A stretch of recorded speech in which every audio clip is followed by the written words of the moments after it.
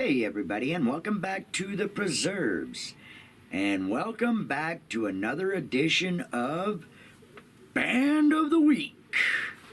On today's episode of Band of the Week, we're going to be featuring a band that did alright for their first album, and then after that they kind of slumped off one album at a time until they finally disbanded. And that band is Shotgun Messiah.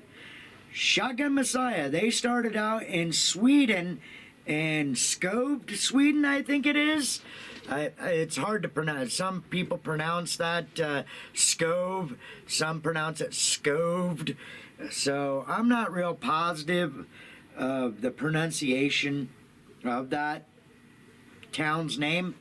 But anyway, that band was originally named Kingpin, and it was formed in 1985 by Tim Skold and Harry Kemppainen, whose stage name was actually Harry Cody, and Tim Skold's name on stage was Tim Tim. They brought in drummer Pekka Olinen, I believe that's how you say his name. These are all Swedish names, so I'm not sure. And he went by the stage name of Sticks Galore, which I find kind of comical, because you know the Austin Powers movie Pussy Galore. But I did neither here nor there. They brought in singer Jukka Knox, I believe is his name,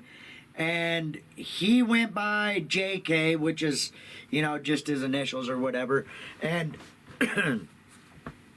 so they released their first album in Sweden, and that was called Welcome to Bop City, and they had a #1 song in Sweden, and that same song went on to top the 100 Billboard chart.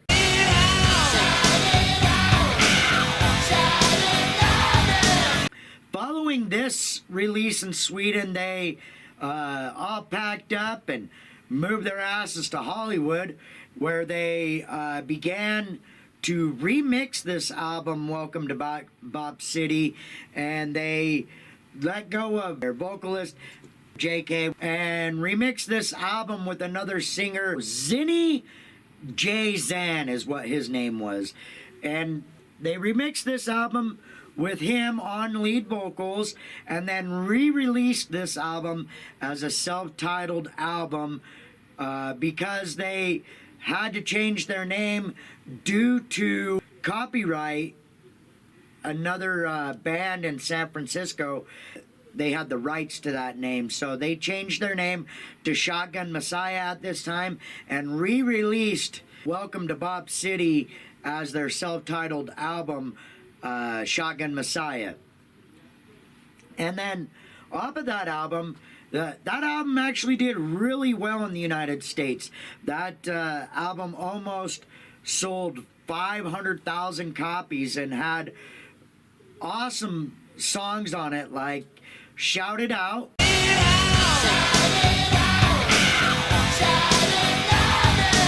which played on MTV, and this is when I found out about them in 1989. They re-released this album in 1989 in the US,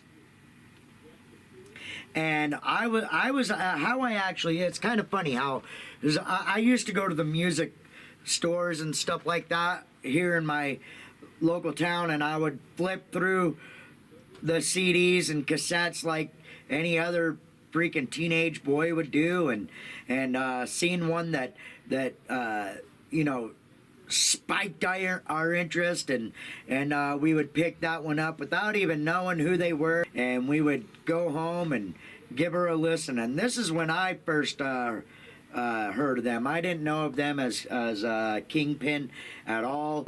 And so how I found them is I was scrolling through the cassette section at my local music store and came across them, and me being a rebellious kid, being in a religious family, I was like, Shotgun Messiah? Oh, that's got to be bad. So that's why I picked them up. But anyway, like I said, they released that album here in the United States, and they got quite a big following from their first album, and they had some good hits off that, like Squeezin' and Teasin'.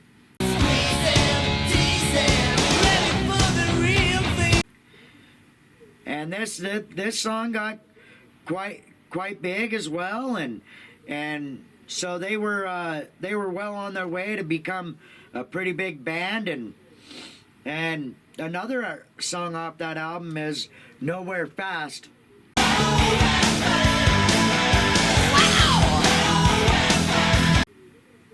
Which was another great song off of that album.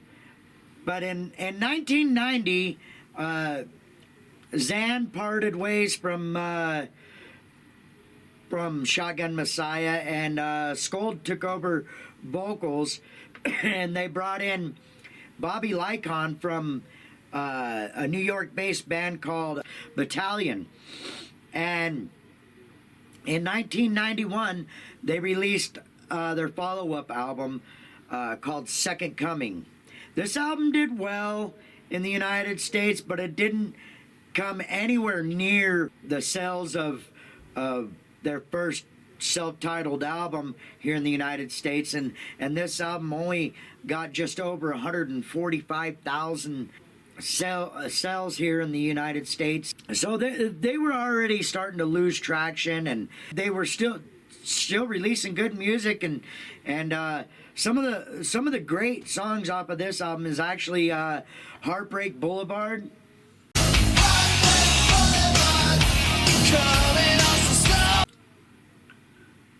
And Ride the Storm.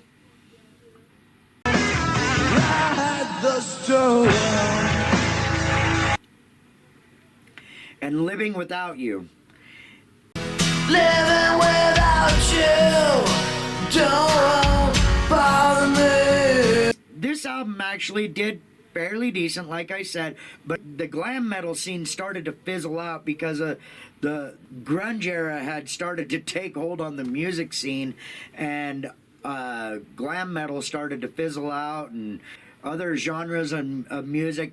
Like I said, the 80s was a big old melting pot of music, and you had all kinds of bands and all different sorts of genres. But so after this album was released, they were losing traction, and by 1993, Scold and Cody were the only two remaining members of Shotgun Messiah, and they had kind of, tried to switch their style of music up, and they kind of went into the industrial scene, and with a little bit of a punk edge. And when they released their third album, like I said, there was only two remaining members, and they brought on session players to tour for their third album, which was Violent New Breed. And this album didn't do nearly as well as the other two albums. This album only sold just over 33,000 copies. They had some notable tracks on there, like Overkill.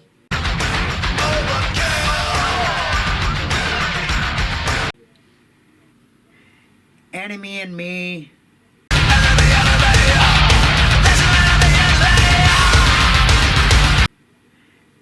And Revolution.